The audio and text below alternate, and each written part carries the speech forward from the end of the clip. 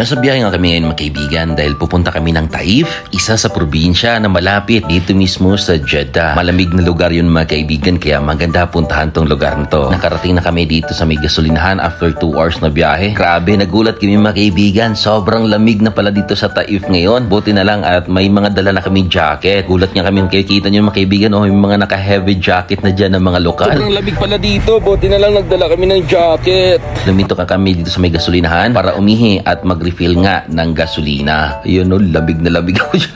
Biyahe na ulit kami. Medyo malapit na kami yan sa Taif. Bilis lang ng travel namin mga kaibigan. Nasa 2.5 hours lang kasi sobrang bilis magpatakbo ng aming driver. At ayun nga, pag nakita nga itong aeroplano na to, ay mismong nasa city ka na ng Taif. Ayun nga mga kaibigan, nakarating na rin kami dito at binaba na rin namin ang aming mga maleta. Dito kami mag-duty ngayon mga kaibigan sa mismong Taif 2 na center point. Meron kasing 4 na center point dito mga kaibigan na pagtatrabahuan namin. Kaya 4 na araw kaming mananatili dito sa Taif. Grabe, sobrang lamig dito mga kaibigan. So mga kabayan natin gustong pumunta dito ngayon, ay pumunta na kayo sa Taif kasi medyo malamig na siya mga kaibigan pero hindi pa ganun talaga kalamig. Ayun, binigyan pa kami ng mga chichirya na aming driver. At ayun nga, buhat-buhat na namin yung aming maleta at mga POS na aming gagamitin dito. Sobrang antok na antok pa kami niyan, bitin sa tulog kasi nga sa zigzag road kami dumaan at hindi kami makatulog. Bilis kasi magpatakbo ng aming driver. At ayun si Jombe, hirap na hirap. May mga dala pa kami mga drills o ibang mga mga kaibigan gamit na gagamitin namin dahil may VM workshop nga kami dito.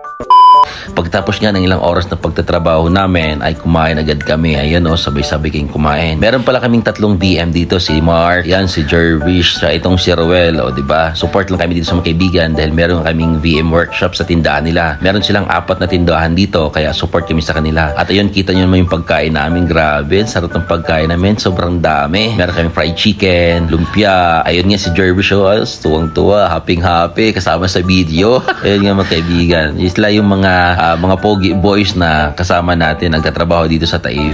Ayun, kahit lang sa trabaho, grabe. Oh, wala naman lang pinagpawisan, panis. Ito, puro pera. Pinag-usapan pera. Panis. Zero down payment. 2 years yan. Oh, we're done. Grabe. Sobrang init dito pero malamig. Ganito talaga temperatura dito sa Taif. Panalo dito. Yo. Ito yung pinakamaraming chicks dito sa Taif, oh. Poging-pogi.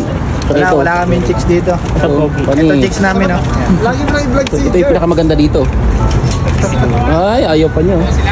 Ito yung katrabaho namin na mayaman, may sariling kotse. What's up? Oy, salad natin bukas, ha? Paano salad? Salad, kahit anong salad, basta malamig. At ayun nga mga kaibigan, dumating na rin yung aming service. Kaya buhat-buhat na rin namin aming maleta. Dahil pupunta na kami mga kaibigan o mag-check-in na nga kami sa hotels na aming pag-stayhan. Ayun mga kaibigan, sarap buhay lang nito mga kaibigan. Gustong-gusto namin pag nagsusupport kami sa probinsya. Dahil meron kaming nakukuhang transportation allowance nga. Kaya yun, may mga baon kaming ulam kaya hindi siya nagagalaw yung allowance na binibigay sa amin. Dahil ng Taif dito mga kaibigan. Parang syudad na rin siya talaga siya. Parang nasa Jeddah ka lang din. Kasi may mga building na rin. Hindi naman kalakihan pero marami ring mga bahay o mga establishmento na makikita. At ayun nga, dito na kami sa hotel na pag-check-ingan namin. Grabe, lamig dito. Ka-jacket pa, ka-hoodie jacket pa nga si Polo. Sila Mark, naka-t-shirt na lang kasi sanay na sila sa lamig na meron dito sa Taif ngayon. Umuulan nga daw dito, sabi nila kagabi. At ayun, ito nga yung hotel na pag-stayhan namin dito. Medyo okay naman yung hotel. Kaso nga lang, tubig lang problema kami kasi hindi ganun kalakas yung tubig. At ayun nga, papasok na nga kami sa aming room. Ayun, yung hallway ng hotel dito. Medyo ayos naman yung hotel, napakamura lang, 100 per night lang to, kaya pwede na rin to mga kaibigan. Hindi na tayo mag-hotel dun sa mamahaling hotel kasi dito lang tayo nakaalat sa medyo mamurahing hotel lang pero panalo na to. At ayun nga, kakain na ulit kami ng aming almusal. Dito kami kakain ngayon sa kwarto namin. Sama-sama kaming kakain dito ngayon. Ayun o, yung ulam namin kagabi. Ayan, second batch yan ng ulam namin. Ang dami naman kasing binaong ulam. At meron kami ditong itlog na may kamatis. Ayun, dala ni kabayin yan. Tsaka meron na ring paksiw na isda. Yun, grabe, busog na kami dyan. Grabe yung gutom namin kasi kagabi pa kami huling kumain. At ito nga isa, no problema. Daming kanin binaon ba naman yun? Di maubos-ubos, pinilit na lang ubusin. At ayun, grabe. Meron palang nagbigay sa amin na salad, mga kaibigan, fruit salad. Kasi yung isa sa babae namin ay magbe-birthday. Kaya pinabaunan kami ng fruit salad, 2 baunan. Kaya thank you, Gina, at happy birthday sa'yo. Panalo, sarap ng fruit salad, grabe. Gina! Happy birthday, Gina! Sana all meron pang buko salad. Salamat, Gina. Bitin nga lang. All naman. Happy birthday din na, Fran. Ay, birthday niya ba? Ay, birthday niya pala. Happy birthday. Paano yung pigil ng tawa? Year. Gaan ko pa doon. Year. Puti ko ka naman. Kumakain ko lang. Ay, mag-thank you pa. Gina. Sabi mo happy birthday.